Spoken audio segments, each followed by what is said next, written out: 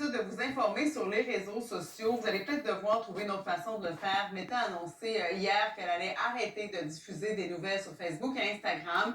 C'est une décision qui a fait beaucoup réagir. On craint que la désinformation gagne du terrain. Audrey Folio. Donc, étonné, non.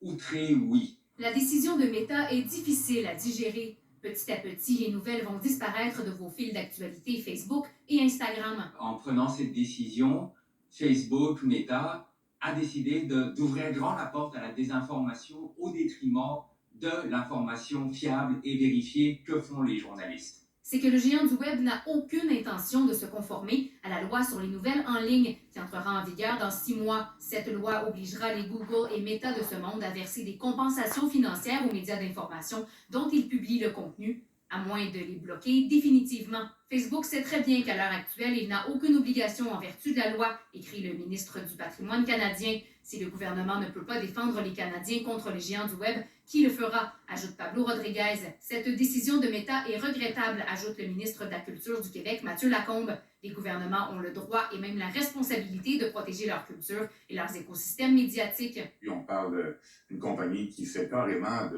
de l'intimidation. Ils se comportent comme des prédateurs, littéralement. Ils se sont gavés dans l'assiette publicitaire canadienne pendant des années.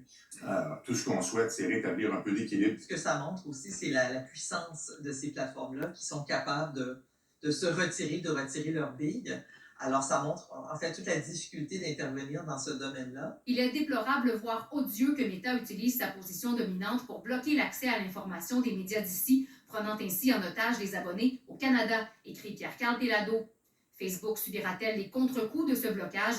Dur à dire, sachant que les nouvelles ne représentent que 3% du contenu offert. Et l'année dernière, donc, c'était à peu près 40% des Canadiens qui utilisaient Facebook comme canal pour accéder à l'information. Aujourd'hui, en 2023, ça a tombé là, de 40% à 28%. Si Facebook enlève bel et bien des nouvelles, il se tire dans le pied. Tous appellent le gouvernement à se tenir debout. Il est temps qu'on arrête de se faire rire de nous. Il faut que le gouvernement arrête d'acheter de la publicité sur ces plateformes et envoie cet argent-là chez ceux qui en ont réellement besoin. Les ententes à conclure en vertu de cette loi pourraient rapporter pas moins de 330 millions de dollars aux salles de nouvelles. Tous espèrent maintenant que Meta plie sous la pression et revienne sur sa décision, comme elle l'a fait en Australie en 2021.